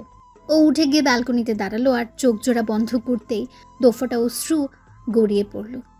আদ্রিতার মনে হতে লাগলো, না না, এসব আমি কি করছি? ওকে ভালোবাসতে পারি না, কিন্তু ওকে কষ্ট দেওয়াটা আমার পক্ষে অন্যায়। তাছাড়া ও হয়তো আস্তে আস্তে আমার প্রতি দুর্বল হচ্ছে, আর কালকে ও আমায় বিয়ে করে নিয়েছে। আমি তো এখন ওর স্ত্রী, তাহলে কি করে ওকে এমন করে গায়ে হাত তুলতে পারলাম? এত ভাবনা চিন্তার পরেও আজকে আমি ওর গায়ে হাত তুললাম, এটা আমি কি করে করতে পারলাম? অর্ধেক রাত অবধি ঈশান ব্যালকনিতে দাঁড়িয়ে কাটিয়ে দিল। তারপর রুমে এসে কোনো রকমে বিছানার একপাশে শুয়ে পড়ল। সকালে ঈশানের ঘুম ভাঙতে খেয়াল করলো আদ্রিতা ওর বুকে মুখ গুজে শুয়ে আছে। এমন কিছু দেখে ঈশান অবাক চোখে ওর দিকে তাকিয়ে রইল। তারপর আদ্রিতার ঘুম ভাঙলো, দেখলো ঈশান ড্যাব ড্যাব করে তাকিয়ে আছে। আদ্রিতা তাড়াহুড়ো করে উঠে বসলো। এত লজ্জা পাওয়ার কি আছে? নিজের স্বামীর বুকে এত মাথা রেখে ঘুমিয়েছিলেন, তাহলে লজ্জা পাওয়ার কি আছে? দেখেন, এখন থেকে হয়তো আপনার একটু সমস্যা হবে আমাকে মেনে নিতে, কিন্তু আস্তে আস্তে ঠিক হয়ে যাবে, তাই এত লজ্জা পাওয়ার কিছু নেই। আদ্রিতা কিছু না বলে ওয়াশরুমের দিকে চলে গেল। ঈশান মুচকি মুচকি হাসতে লাগলো। এভাবে পুরো 5-6 দিন আদ্রিতার বাসায় ওর আব্বু আম্মুর কথাতে কাটিয়ে বাসায় ফিরল। বাসায় ফিরে একটা দিন রেস্ট নিয়ে আব্বু ঈশানকে অফিসে যেতে বলল। তো পরদিন সকাল থেকে অফিসে যাবে ভেবে ঈশান তাড়াহুড়ো করে শুয়ে পড়ে। একটু পর আদ্রিতা এসে পাশে শুতে ঈশান ওর দিকে ফিরল। সাথে সাথে আদ্রিতা একটু সরে যেতে গেলে ঈশান ওকে টান দিয়ে নিজের কাছে টেনে নিল। তারপর ওকে বুকের সাথে শক্ত করে জড়িয়ে ধরতেই আদ্রিতা ওকে ছাড়িয়ে নেওয়ার চেষ্টা করলে ঈশান বলতে লাগলো, ভালো না বাসতে পারেন, ইগনোরটা অন্তত করিয়েন না। সেদিন রাতের পর থেকে আমি আপনার স্পর্শগুলো এখনও ফিল করতে পারি। আপনি আমাকে ভালো না বাসেন, কিন্তু আমি আপনাকে যেমন করে ভালোবাসতে চাই আমাকে তেমন করে সুযোগ দেন। আমি কি সেই সুযোগটা পাবো না আপনার থেকে? আদ্রিতা তারপর ঈশানকে ছাড়িয়ে নেওয়ার চেষ্টা করলে ঈশান বুঝতে পারলো ওর অস্বস্তি ফিল হচ্ছে, তাই ঈশান ওকে ছেড়ে দেয়। আদ্রিতা কিছুক্ষণ ওর দিকে তাকিয়ে থেকে বেজটা ছেড়ে উঠে গেল। এবার ঈশানের নিজের উপরে রাগ হচ্ছিল। তখন উঠে ওয়াশরুমে গিয়ে চোখে মুখে পানি দিল। তারপর বাসা থেকে বেরিয়ে যেতে গেলে আদ্রিতা ওকে বারবার ডাকলো। ঈশান দাঁড়ালো না, খুব রাগ হচ্ছে আজকে। যে মেয়েটাকে বিয়ে করলো সে হয়তো ওর ভাবি ছিল, কিন্তু এখন তো ওর বউ। তাহলে আব্বু আম্মুর কথা দিয়ে তাকে মেনে নেওয়ার চেষ্টা করাটা কি ওর জন্য অপরাধ ছিল? কথাগুলো ভাবতে খুব রাগ হচ্ছিল। সারাটা রাত সে বাসায় ফিরল না। অন্যদিকে টেনশন হচ্ছিল যে এমন করে ওকে ইগনোর করাটা ঠিক হয়নি। পরদিন সকালে ঈশান বাসায় ফিরতে কলিং বেল দিতেই আদ্রিতা তাড়াহুড়ো করে উঠে গিয়ে দরজা খুলে দিল। এমন কিছু দেখে শুনে ঈশান অবাক হয়ে গেল, আর ঈশানকে কোনো প্রশ্ন করার আগে ওর রুমের দিকে চলে গেল। ওর পেছন পেছন গেল। ঈশান গিয়ে কোনো রকমে বিছানায় গিয়ে গায়ে এলিয়ে দিতে আদ্রিতা বলতে লাগলো, এই সারা রাত কোথায় ছিলে তুমি? তোমাকে কতবার কল করেছি, একটাবার দেখো। যেখানে থাকি আপনাকে অত টেনশন করতে হবে না, এত ভালোবাসা দেখাতে হবে না। যেটা সত্যি নয় সেটা দেখে কী লাভ বলেন? ঈশানের কথাতে আদ্রিতা মাথা নিচু করে নিল। ঈশান কিছুক্ষণ চুপ রেস্ট নিয়ে তারপর অফিস টাইম হতেই কোনো রকমের রেডি হয়ে খাওয়া দাওয়া করে বেরিয়ে পড়ল। আর আদ্রিতাকে একটাবার বলেও গেল না, যার জন্য ওর মন খারাপ হলো। আবার পরক্ষণে মনে হলো ও তো ঈশানকে কাছে আসতে দিতে চায় না, তার উপর স্বামী হিসেবে মানেই না। সেদিন রাতে হয়তো জোর করে তার কাছে এসেছিল, কিন্তু সেদিনের পর থেকে আর ঈশানকে তেমন করে কাছে টেনে নিতে পারেনি। ওই রাতেই ওদের মাঝে যাওয়া হয়েছিল, তারপর আর কখনো ঈশান ওকে জোর করেনি, কিংবা আদ্রিতার কাছেও আসেনি। ঈশান অফিসে গিয়ে কোনো কাজে মনোযোগ দিতে পারছিল না। বারবার আদ্রিতার কথা, অবহেলার কথাগুলো মনে হচ্ছিল। ঈশান চুপচাপ বসে রইল। তারপর দুপুর টাইম হতো অফিস ছেড়ে বেরিয়ে গেল। কিছুক্ষণ একটা নদীর পাড়ে বসে একা একা কথাগুলো ভাবলো। মাঝে ঈশানের বন্ধু রাজ ওকে কল করলো। তখন রিসিভ করে বলতে লাগলো, নদীর পাড়ে আসি, চলে আয়, আর প্রশ্ন করিস না। ঈশান কলটা কেটে দিল। তো 15 মিনিট পরে রাজ আসলো। ঈশান অন্যমনস্ক হয়ে বসে আছে, গায়ে অফিসের ড্রেস। রাজ গিয়ে ঈশানের পাশে বসলো। ঈশান একবার ওর দিকে তাকালো। তখন রাজ বলতে আরম্ভ করলো, বুঝতে পারছি কোনো এক কারণে মন খারাপ। তো বল, মন খারাপের কারণটা কিভাবে? ঈশান হ্যাঁ সূচক উত্তর দিল। তখন রাজ চুপ করে থেকে আবার জিজ্ঞেস করলো, চুপ করে থাকিস না, যেটা হয়েছে সেটা আমাকে বল। আমি জানি ভাবি হয়তো তোকে মেনে নিতে সময় নেবে, একটু ইগনোর করবে, তার জন্য মন খারাপ করে থাকলে হয়? তোকে একটু বেশি বেশি ভালোবাসা দেখাতে হবে। তুইও যদি মন খারাপ করে থাকিস কিংবা রাগ করে ভাবির থেকে দূরে সরে যাস, তাহলে দেখবি কখনোই তোরা এক হতে পারবি না। ঈশান বিয়ের রাতের ঘটনাগুলো রাজকে খুলে বলল। তারপর থেকে ওকে ইগনোর করছে সবটাই বলল। এই সামান্য বিষয় নিয়ে মন খারাপ করে থাকলে হবে? তোকে ভাবির কাছে যেতে হবে, জোর করে হলেও ভালোবাসাটা বোঝাতে হবে। হয়তো তোর বড় ভাইয়ের বউ ছিল, ওই জন্য এখন তোকে মেনে নিতে সময় লাগবে, কিন্তু সেদিন রাতে তো তোকে বাধা দিতে পারেনি। তুই তো বুঝতে পেরেছিস তোদের মাঝে কিছু একটা হয়েছে, তাহলে সমস্যা কোথায়? তুই আরও চেষ্টা কর, ওনাকে বারবার কাছে টেনে নে। তারপর তোর স্পর্শগুলো যখন ওনার কাছে অনেক বেশি ভালো লাগবে, তখন তোকে দূরে সরাতে পারবে না। হয়তো লজ্জার কারণে তোকে কাছে টেনে নিতে পারবে না, কিন্তু তুই যখন ওনার কাছে যাবি তখন তোকে দূরে সরিয়ে দিতে পারবে না। রাজের সাথে ঈশান অনেকক্ষণ যাবত আড্ডা দিল, তারপর বিকেল হতে বাসায় চলে গেল। বাসায় ফিরে ফ্রেশ হয়ে রুমে আসলো। ব্যালকনিতে আদ্রিতা দাঁড়িয়ে আছে। ওকে দেখে ঈশানের মাথায় একটু শয়তানি বুদ্ধি চাপলো, আর রাজের কথায় মনে হতে লাগলো উনি যতই আমাকে ইগনোর করুক তাতে কি, একটা সময় তো দেবর ছিলাম, ওই জন্যই হয়তো রাজের কথাটাই ঠিক যে আমাকে কাছে টেনে নিতে চাইছে না, কিন্তু কতদিন দূরে সরিয়ে রাখতে পারে সেটাও আমি দেখে নিব। ঈশান মুচকি মুচকি হাসছে আর কথাগুলো ভাবছে। এর মাঝে খেয়াল করলো বাতাসের শাড়িটা আদ্রিতার প্যাটের উপর থেকে সরে যাচ্ছে, যার জন্য ওর উন্মুক্ত কোমরটা বেশ ভালোভাবে দেখা যাচ্ছে। ঈশান নিজেকে আটকে রাখতে পারলো না, আদ্রিতার কাছে গিয়ে দাঁড়ালো। তারপর পেছন থেকে ঝাপটে জড়িয়ে ধরে ওর প্যাটের উপর 2 হাত রেখে তারপর চুলে মুখ গুজে দিল। আদ্রিতার সাথে সাথে চমকে উঠলো। তারপর ঈশানকে ছাড়িয়ে নিয়ে ওর দিকে একবার তাকাতে ঈশান হুটহাট করে ওর কপালে একটা চুমু দিয়ে দিল। তারপর আবারও ওইভাবে পেছন থেকে জড়িয়ে ধরতে আদ্রিতা বলতে লাগলো, ঈশান কি কি- কি করছোটা কি? প্লিজ ছাড়ো আমাকে। আর কতবার নিজেকে ছাড়িয়ে নেবেন, আর কতবারই বা নিজেকে আমার থেকে দূরে সরিয়ে দিবেন বলেন? আমি কি আপনার ভালোবাসাটা কখনোই পাবো না? আপনি আমাকে ভালো না বাসেন, আমি তো বাসি। আমাকে নিজের মতো করে বাঁচতে দেন।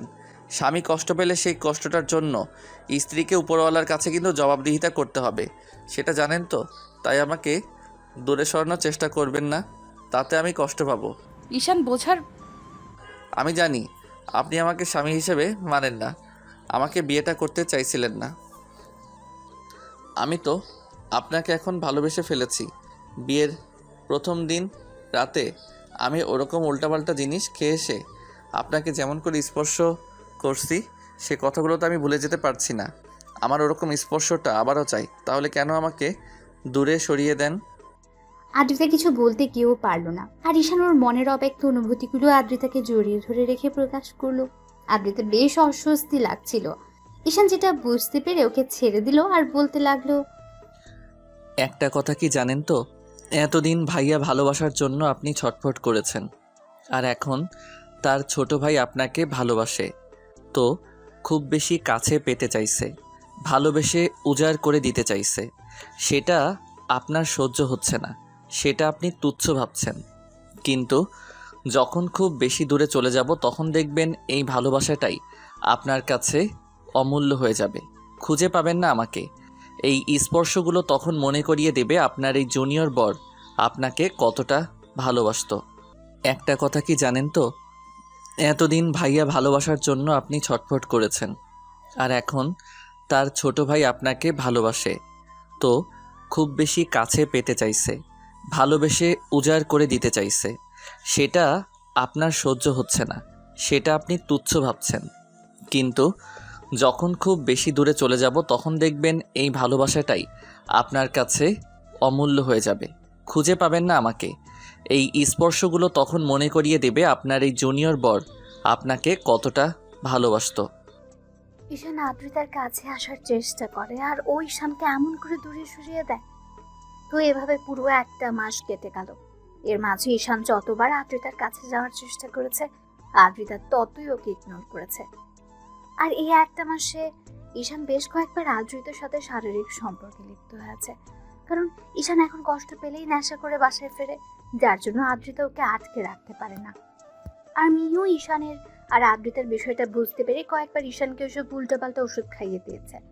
আর ঈশানও সেই মাতলামি করে আদ্রিতাকে জোরপূর্বক ভালোবেসে ভরিয়ে দিয়েছে, যার জন্য আদ্রিতা চাইলেও আর ঈশানকে আটকে রাখতে পারেনি। তো বেশ কয়েকদিন পরের ঘটনা, দুপুরের দিকে ঈশান বাসায় আসে, দেখে আদ্রিতা কার সাথে যেন হেসে কথা বলছে। ঈশান বেশ কিছুক্ষণ ওর সাথে কথা বলার চেষ্টা করলে যখন আদ্রিতা কোনো রেসপন্স করছিল না, তখন ঈশানের বেশ খারাপ লাগলো। অন্যদিকে আদ্রিতা জানে ঈশানকে যদি একটু সুযোগ দেয় তাহলেই ও দুষ্টুমি করতে শুরু করবে। এমনিতেই তো আর ঈশান অফিস থেকে ফিরে আসেনি, তাই আদ্রিতা ঈশানকে কোনো পাত্তাই দিল না। ওর প্রচন্ড পরিমাণে রাগ হয়ে গেল। কন্ট্রোল করতে না পেরে টেবিলের উপর থাকা একটা কাচের গ্লাস নিয়ে দেওয়ালে ছুঁড়ে মারল, তারপর বাসা থেকে বেরিয়ে গেল। ঈশানের এরকম রাগান্বিত চেহারা দেখে আদ্রিতা ভয় পেয়ে গেল। ঈশানের প্রচন্ড পরিমাণে খারাপ লাগলো। ভাবলো যে মানুষটাকে এত বেশি ভালোবাসে সেও কি এরকম করে ইগনোর করছে। তো সারাটা দিন ঈশান আর বাসায় ফিরলো না। রাত 12টার দিকে যখন মাতাল অবস্থায় বাসায় ফিরলো, তখন দরজা খুলতেই ঈশান খেয়াল করলো আম্মু, আব্বু, মিহি আর আদ্রিতা ডাইনিং রুমে বসে আছে। ঈশান ডুলতে ডুলতে রুমের দিকে যেতে গেলে আদ্রিতা ওর কাছে আসলো। তারপর ওকে ধরতে গেলে ঈশান বলল, একদম আমাকে ছুবেন না, কোনো ভালোবাসা দেখাতে হবে না। আপনি আমাকে ভালোবাসেন না, এখন আব্বু আম্মুর সামনে ভালোবাসা দেখাতে হবে না। আপনি চাইলে বাড়ি চলে যেতে পারেন, আমি আর আপনাকে ডিস্টার্ব করব না। ঈশানের এরকম দ্বারা কথা শুনে আব্বু আম্মু আর মিহির বুঝতে বাকি রইল না আদ্রিতা এখনো ঈশানকে মেনে নিতে পারেনি, যার জন্য ঈশান প্রায় ড্রিঙ্কস করে আসে। মিহি বিষয়টা খেয়াল করে কয়েকবার আব্বু আম্মুকে বললে ওরা বিশ্বাস করেনি, কিন্তু আজকে স্বচক্ষে দেখার জন্য ওরা ডাইনিং রুমে বসেছিল। ঈশানের মুখ থেকে এমন কথা শুনতে আদ্রিতা মাথাটা নিচু করে ফেলল। আব্বু আম্মু ভেবেছিল আদ্রিতা হয়তো বিয়েটা মেনে নিয়েছে, কিন্তু এখনো যে ঈশানকে এত বেশি ইগনোর করে সেটা ভাবতেও পারিনি। ঈশান পড়ে যেতে নিলে আদ্রিতা আবার ওকে ধরতে লাগলো। ঈশান ওকে ছাড়িয়ে নিল আর বলতে লাগলো, একদম ছোবেন না আমাকে, আপনি আমাকে একটুও ভালোবাসেন না, দরকার নেই আর আপনাকে ভালোবাসার। কেন বিয়ে করেছিলেন আমাকে? আমি তো অন্য একটা মেয়েকে বিয়ে করতে পারতাম, তাকেও অনেক ভালোবাসতে পারতাম। তাহলে কেন আপনি আমার লাইফে আসলেন? যেদিন থেকে আপনার সাথে বিয়ের কথা চলছে সেদিন থেকে আমি আপনাকে নিয়ে ভাবতে ভাবতে ভালোবেসে ফেলেছি। শুধু আপনাকেই বোঝাতে পারলাম না কতটা ভালোবাসি। ঈশান, তুমি ড্রিঙ্কস করেছো? প্লিজ রুমে চলো, দেখো উল্টাপাল্টা কথা বলো না, আমি তোমাকে সবটা বুঝিয়ে বলবো। কি বোঝাবেন আপনি আমাকে? কিচ্ছু বোঝাতে হবে না। আপনি আমাকে যতটা পিচ্চি মনে করেন আমি অতটাও পিচ্চি নই। আমি আপনার বর, সবটাই জানি। স্বামীর ভালোবাসাটা আমি আপনাকে দিয়েছি, আর আপনি আমাকে বারবার দূরে সরিয়ে দিয়েছেন। দরকার নেই আর আমাকে এরকম করে সাহায্য করার। অনেক দয়া করেছেন আমার উপর, আর করতে হবে না। আপনি কালকে বাসায় চলে যাবেন আমার সাথে, আর আমার পরিবারের সাথে আপনাকে থাকতে হবে না। ঈশান কথাগুলো বলে নিজেকে ছাড়িয়ে নেওয়ার চেষ্টা করলে আদ্রিতা জোরপূর্বক ওকে রুমে নিয়ে শুইয়ে দিতে গেলেই ঈশান হঠাৎ করে ওকে জড়িয়ে ধরল। আদ্রিতা তাল সামলাতে না পেরে ঈশানকে নিয়ে বিছানায় পড়ে গেল। ঈশান উপরে আর আদ্রিতার উপরে, দুজনেই বিছানায় পড়তে আদ্রিতার ঠোঁটের সাথে ঈশানের ঠোঁট জোড়া লেগে গেছে। ঈশান আদ্রিতার মিষ্টি ঠোঁটের ছোঁয়া পেতে রেসপন্স দিতে আরম্ভ করলো। আদ্রিতা নিজেকে ছাড়িয়ে নেওয়ার চেষ্টা করলে ঈশান ওকে নিজের সাথে শক্ত করে চেপে ধরে কিস করতে আরম্ভ করলো। তারপর আস্তে আস্তে পুরো আদর করে ভরিয়ে দিতে লাগলো। আর বাকি রাতটা জুড়ে আদ্রিতার অনিচ্ছা সত্ত্বেও ঈশান ওকে ভালোবাসা আর আদরে আদরে ভরিয়ে দিল। তো পরদিন সকালে উঠে ঈশান ফ্রেশ হয়ে নেয়। তারপর নেশা কাটলে রাতের কথা মনে পড়তে নিজের ভেতর খারাপ লাগা কাজ করে। যে মেয়েটাকে ভালোবাসতে পারবে না তার সাথেও জোর করে এসব করে ফেলে বারবার। ঈশানের ইচ্ছা হয় না আদ্রিতার ইচ্ছের বিরুদ্ধে গিয়ে এসব করতে, কিন্তু আবার কখনো খুব বেশি রাগ হলে আদ্রিতাকে জোর করে কাছে টেনে নেয়। কারণ ঈশানের বন্ধুরা ওকে তেমনটাই বলে, যার জন্য ঈশান আর থাকতে পারে না। তার উপর জবে থেকেও আদ্রিতাকে স্পর্শ করেছে, তবে থেকে ঈশান ওকে কাছে পাওয়ার জন্য পাগল হয়ে উঠেছে। তো আদ্রিতা মুখ ভার করে রুমে বসে আছে, তখন ঈশান এসে ওর পাশে বসলো। তখন আদ্রিতা একবার ওর দিকে তাকালে ঈশান বলতে লাগলো, কালকে রাতের জন্য সরি। আর শুধু কালকে রাত নয়, আপনার লাইফটাকে এভাবে নষ্ট করে দেওয়ার জন্য আমি সরি। হয়তো সরি বলাটা এসবের জন্য অনেক কম। আসলে আমি বুঝতে পারিনি আপনি এতগুলো দিনেও আমাকে মেনে নিতে পারবেন না, হয়তো আর কখনো মানতে পারবেন না। আচ্ছা, আপনি একটা কাজ করতে পারেন, বাসায় চলে যেতে পারেন। এখানে থাকলে তো আমি আপনাকে প্রতিনিয়ত টর্চার করব। এখন সজ্ঞানে বলছি, আপনি বাসায় চলে যান। আর আমি কখন আপনার সাথে কি করে ফেলি তার ঠিক নেই।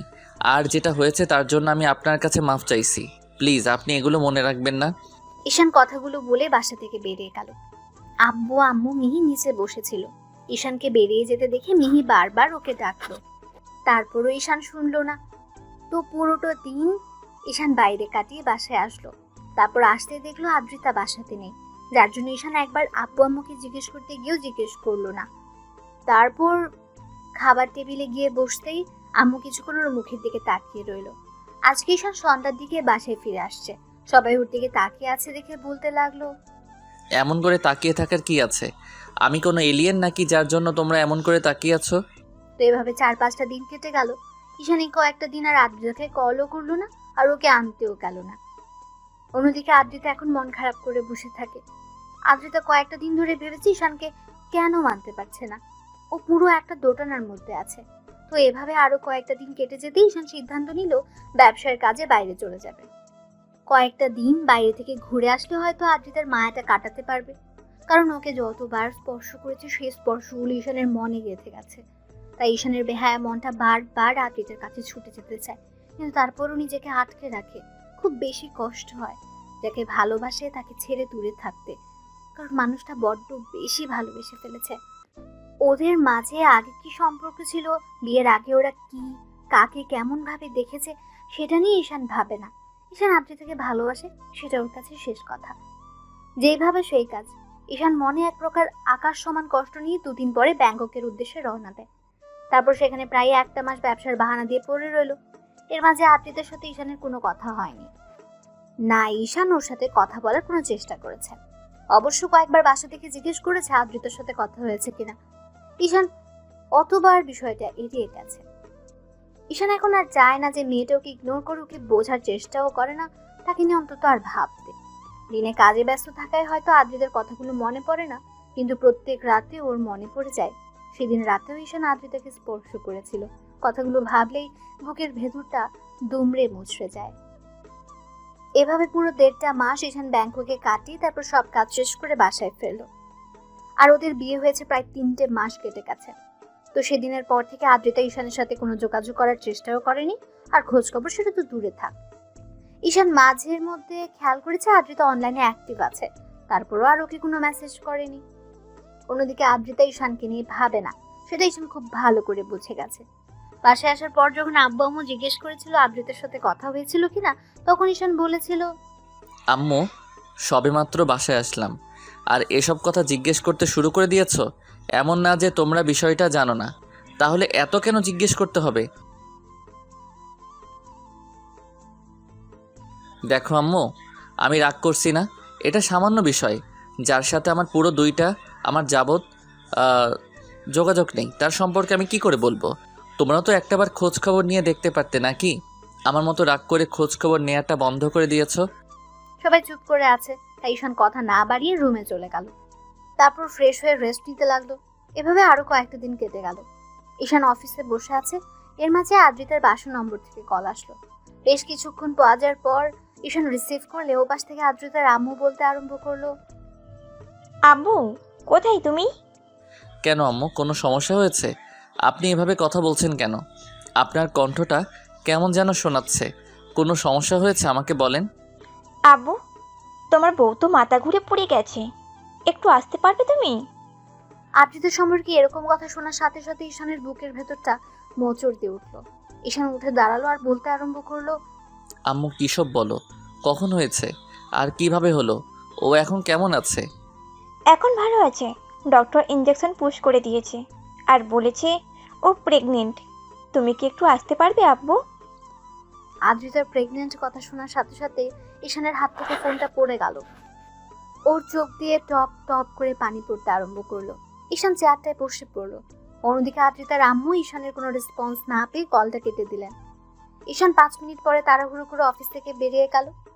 তারপর আব্বু আম্মুকে ফোন করে দিতেই ওরা বিষয়টা জানতে পেরে অনেক খুশি হলো। আধ ঘন্টার মধ্যে ঈশান আদ্রিতার বাসায় আসতেই তারপর দৌড়ে ওর রুমে গেল। আদ্রিতা বিছানায় আতশোয়া হয়ে বসে আছে। ঈশানকে দাঁড়িয়ে থাকতে দেখে আদ্রিতার আম্মু রুম থেকে বেরিয়ে গেলেন। ঈশান গুটি গুটি পায়ে গিয়ে আদ্রিতার সামনে দাঁড়ালো। আদ্রিতা একবারও ওর দিকে তাকিয়ে লজ্জা পেয়ে মাথাটা নিচু করে নিল। লজ্জায় আদ্রিতার গালগুলোতে লাল বর্ণ ধারণ করেছে।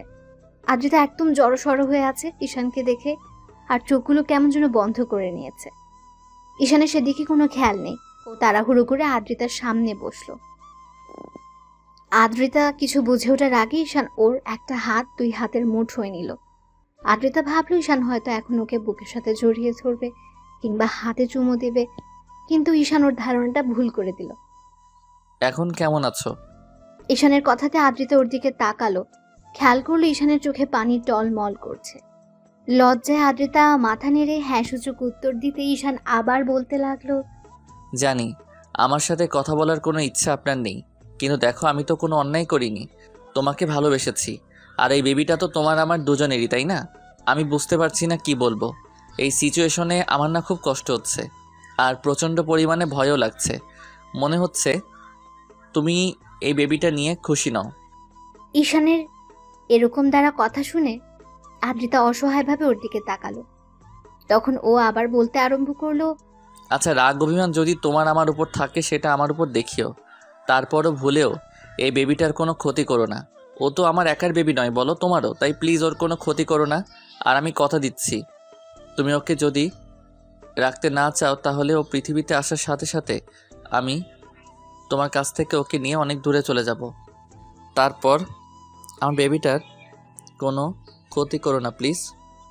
ঈশান কথাগুলো বলেই কান্না করে দিল। ওর চোখ দিয়ে অনবরত পানি পড়ছে। আদ্রিতা ভাবতেও পারেনি এমন একটা দিনে ঈশান এমন একটা কথা বলবে।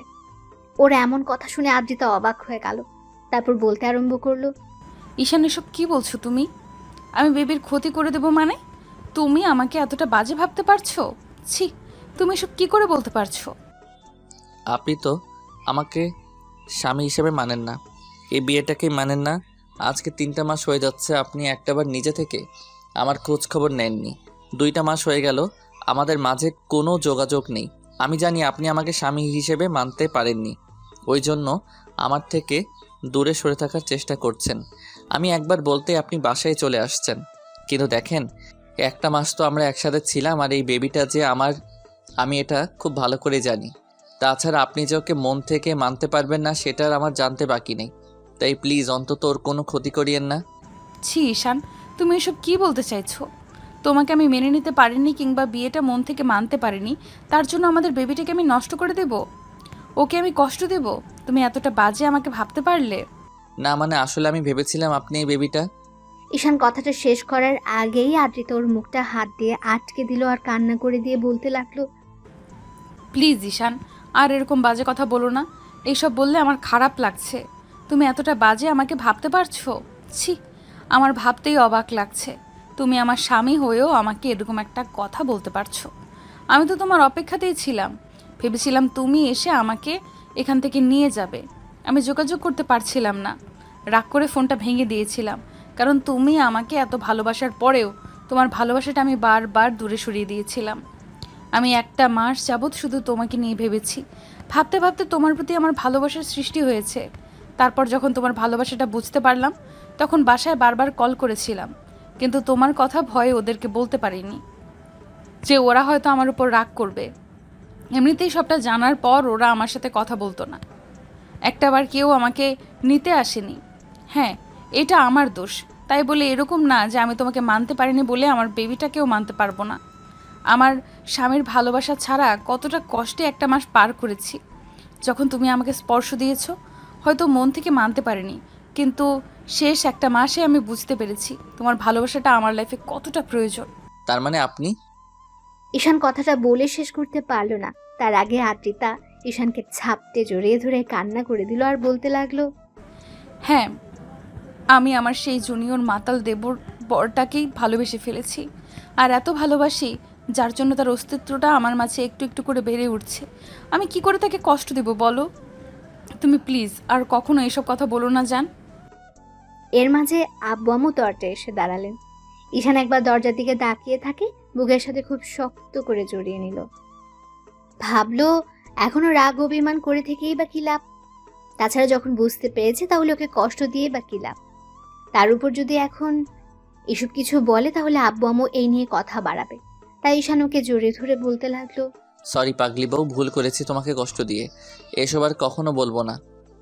ভয় পেয়ে গেছিলাম, ভেবেছিলাম তুমি সবসময় আমার সাথে যেভাবে মিসবিহেভ করবে আমাকে দূরে সরিয়ে দিবে, কিন্তু ভাবতে পারিনি যে আমার দূরে সরে যাওয়াতে তুমি আমাকে এত বেশি ভালোবাসতে পারবে আর ফিরে এসে আমি আমার অস্তিত্বটা তোমার মাঝে খুঁজে পাবো। ঈশান কথাটা বলে শেষ করতে পারলো না। তার আগে আদ্রিতা ওকে ছেড়ে ওর মুখের 2 পাশে 2 হাত রেখে ওর সারা মুখে কিস করতে লাগলো। আব্বু আম্মু ওদের দিকে তাকিয়ে ওকে দেখে মুচকি মুচকি হাসছে। তখন ঈশান বলতে আরম্ভ করলো, এই পাগলি কি হচ্ছে এগুলো? দেখো আব্বু আম্মু, বোন, তোমার আব্বু আম্মু পর্যন্ত তাকিয়ে আছে, ছাড়ো এখন। ঈশানের এরকম কথা শুনে আদ্রিতা দরজার দিকে তাকিয়ে পুরো লজ্জায় লাল হয়ে গেল। তারপর ঈশানের বুকে মুখ গুজে দিয়ে ওকে ঝাপটে জড়িয়ে ধরলো। ঈশান একটু ইশারা করতে মিহি বলতে লাগলো, আব্বু আম্মু আঙ্কেল আন্টি এখন চলো আমরা এখান থেকে যাই, এখানে থাকাটা ভালো হবে না, ওদের একটু একা থাকতে দেই। তো 5 বছর পরের ঘটনা। ঈশান ব্যালকনিতে দাঁড়িয়ে আছে, এর মাঝে কেউ একজন এসে ওর একটা হাত ধরে বলতে লাগলো, বাবাই বাবাই, মামনি কি রুমে আছে? কারো আধো আধো কণ্ঠে কথা শুনে ঈশান খেয়াল করলো তিন্নি গুটি গুটি বায়ে ওর দিকে এগিয়ে আসছে। ঈশান পিচিটার সামনে হাঁটু গেড়ে বসে ওর গালগুলো টেনে দিয়ে কপালে একটা চুমু দিয়ে বলতে লাগলো, কেন মামুনি, কি হয়েছে? তুমি তোমার মামুনিকে খুঁজছো কেন? না মানে আমি না একটা কথা শুনেছি, জানো তো বাবাই? কি কথা আমার পিচ্চি বুড়িটা? আমি বলবো, কিন্তু তুমি মামনিকে বলবে না, কেমন? না হলে মামনি আমাকে বকা দিবে। আচ্ছা বলো, বলবো না, তুমি আমাকে বলো। বাবাই, আমি শুনেছি আম্মু নাকি তোমার থেকে সিনিয়র। ঈশান তন্নির কথাতে একটা মুচকি হাসি দিয়ে ওর গালে একটা পাপ্পি দিয়ে ওর গলাটা জড়িয়ে ধরতেই ঈশান ওকে আলতো করে জড়িয়ে ধরে বলতে লাগলো, হ্যাঁ মামুনি, সেটা ঠিক আছে, কিন্তু তোমাকে এসব কথা কে বললো? মামনি সেদিন বলছিল, আর তোমাকে বলতেও বারণ করেছিল। ওই জন্য আমি বারণ করলাম যেন মামনিকে তুমি না বলো। বাবা মেয়ে মিলে এখানে কি লুকিয়ে কথা বলা হচ্ছে শুনি? আমাকে রেখে কী সব বলা হচ্ছে? বাবাই চুপ করো, মামনি এসে গেছে, আর কখনো কিন্তু এসব বলবে না। আর যদি বলো তাহলে বলবো আমি এগুলো বলিনি, কেমন? তন্নি আব্বুকে ছেড়ে দিয়ে দৌড়ে চলে গেল, আর আদ্রিতা ওর দিকে তাকিয়ে রইল। এবার ঈশান উঠে এসে ওর সামনে দাঁড়াতে আদ্রিতা ঈশানের চোখে চোখ রাখলো। ও আদ্রিতার দিকে ড্যাব ড্যাব করে তাকিয়ে আছে দেখে বলল, এই এমন করে তাকিয়ে কি দেখো শুনি? কথা বলে শেষ করতে পারলো না। ঈশান ওর কোমরে জড়িয়ে ধরে নিজের সাথে মিশিয়ে নিল। তখন আদ্রিতা একটা রাগী মুড নিয়ে বলল, এই তোমার মতলবটা কি? এই ভর দুপুরে কি শুরু করলে তো আবার? এমন করে তাকিয়ে আছো কেন তুমি? আমার বউটাকে দেখছি, তাতে তোমার কি? আর এমন করে তোমাকে কেন কাছে টেনে নিচ্ছি বুঝতে পারছো না? এখন আমার আদর আদর পাচ্ছে। আর তন্নি সেদিন বলছিল ওর পুচকে একটা ভাই আসবে কবে, সেই জন্য ভাবছিলাম যে খুব শীঘ্রই ওর ভাইটাকে আনার ব্যবস্থা করব। আদ্রিতা রাগ করবে কি ঈশানের এরকম কথাতে লজ্জায় পুরো গুঁড়ো লাল হয়ে গেছে। তারপর হঠাৎ ওর বুকে মুখ লুকিয়ে বলতে লাগলো, তুমি না ফাজিল একটা, খালি এইসব বলে লজ্জা দাও। তার উপর জানো, এইসব বললে আমার প্রচণ্ড পরিমাণে লজ্জা লাগে, আর তুমি সেগুলোই করো। তোমাকে লজ্জা ফেলতে তো আমার ভালোই লাগে। লজ্জায় যখন তোমার গালগুলো টমেটোর মতো লাল হয়ে যায় না, তখন তোমাকে আদর করতে বেশ লাগে। যা দুষ্টু, তোমার শ্রোতাদের সামনে কী সব উল্টাপাল্টা বলো। হ্যাঁ, তুমি না আসলে অনেকটা দুষ্টু আর লুচু একটা। তাহলে তো লুচুগিরিটা করেই দেখাতে হয়। এই না, উল্টাপাল্টা কিছু করবে না কিন্তু এখন। কে শোনে কার কথা? ঈশান হুটহাট করে আদ্রিতাকে ছাড়িয়ে নিয়ে হ্যাচকা টান দিয়ে কোলে উঠে নিল। আদ্রিতা ওর গলাটা জড়িয়ে ধরতে ঈশান ওর দিকে ঠোঁট জোড়া এগোলো। আদ্রিতা ওর শার্টের কলার আঁকড়ে ধরে ওর ঠোঁটের সাথে ঠোঁট জোড়া মিলিয়ে দিল। এই যে, আপনারা কি দেখছেন?